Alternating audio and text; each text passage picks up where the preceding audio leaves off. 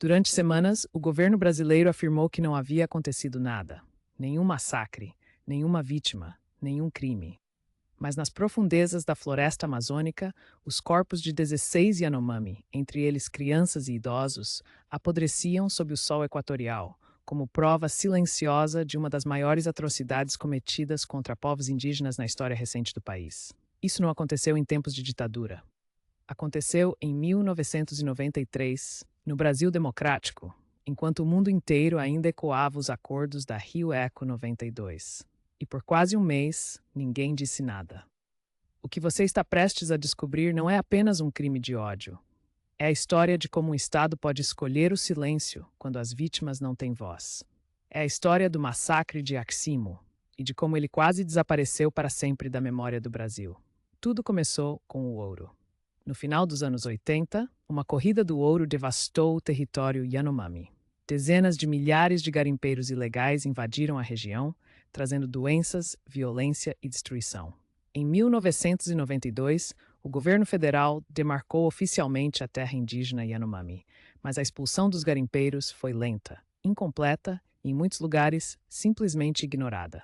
Na aldeia de Haximo, próxima à fronteira com a Venezuela, os conflitos com os garimpeiros eram constantes. Os Yanomami reclamavam do roubo de comida, da contaminação dos rios, das agressões. Os garimpeiros, por sua vez, acumulavam raiva e desprezo. Era uma tensão que esperava apenas uma faísca para explodir. Em julho de 1993, essa faísca chegou. Um grupo de garimpeiros acusou membros da aldeia de terem roubado ferramentas e matado um de seus companheiros. A acusação nunca foi comprovada, mas serviu como justificativa para o que viria a seguir. Em pelo menos 2 ataques coordenados, um grupo de garimpeiros armados invadiu a aldeia de Haximo. Eles usaram espingardas, facões e facas. Assassinaram 16 pessoas. Entre as vítimas estavam crianças pequenas, mulheres e um idoso. Há relatos de que bebês foram jogados ainda vivos dentro do fogo. Os corpos foram mutilados e queimados. Os sobreviventes fugiram para a floresta, aterrorizados, sem comida, sem água, muitos deles feridos. Os Yanomami que sobreviveram caminharam dias pela selva até encontrar ajuda. Quando finalmente chegaram a um posto da FUNAI, mal conseguiam falar. O trauma era físico e espiritual. Na cosmologia Yanomami, a profanação dos corpos é uma das formas mais graves de violência que existe, porque impede que a alma encontre seu caminho. Durante semanas, o governo federal minimizou as denúncias. Autoridades afirmaram que as informações eram exageradas, que não havia confirmação dos fatos. A imprensa brasileira demorou a cobrir o caso.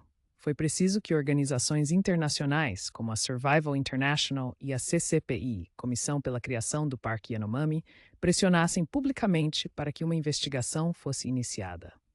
Quando os investigadores finalmente chegaram ao local, encontraram o que os sobreviventes já haviam descrito: cinzas, ossos queimados e as marcas inconfundíveis de uma chacina premeditada. A perícia confirmou que ao menos 16 pessoas haviam sido assassinadas e que os corpos tinham sido deliberadamente destruídos. Se você está chegando agora neste canal e quer continuar acompanhando histórias que o Brasil tenta esconder, deixa o like nesse vídeo e se inscreve.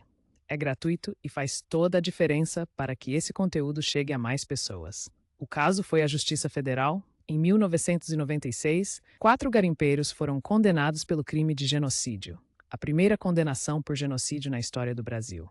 Foi um marco jurídico. Mas as penas foram brandas, os recursos se arrastaram por anos e nenhum dos mandantes foi identificado ou punido.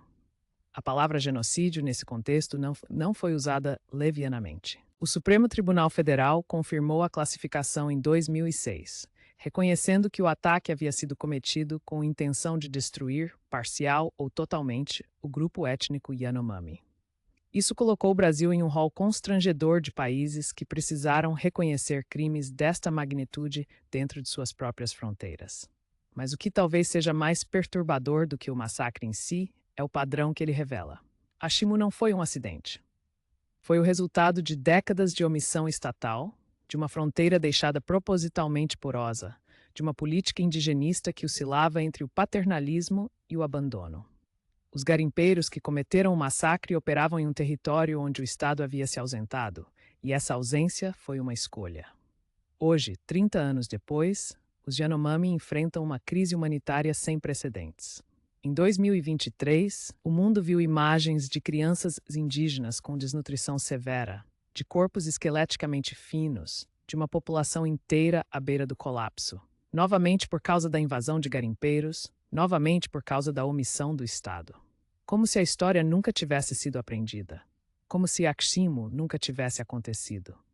Os nomes das vítimas de Yaximo não foram preservados nos registros oficiais com o cuidado que mereciam. Na cultura Yanomami, os mortos não são chamados pelo nome após a morte, por respeito espiritual.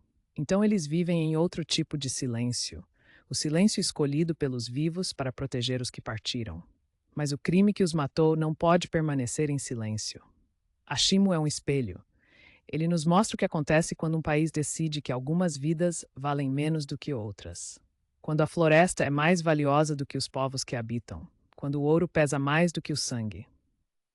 E enquanto esse espelho não for encarado de frente, enquanto os responsáveis, não apenas os que empunharam as armas, mas os que construíram as condições para o massacre, não forem responsabilizados, Yaximo continuará sendo não apenas um crime do passado, mas um aviso sobre o futuro. Se esse vídeo te fez pensar, te fez sentir, te fez querer saber mais, compartilha com alguém, porque histórias como essa só sobrevivem quando alguém decide não deixá-las morrer.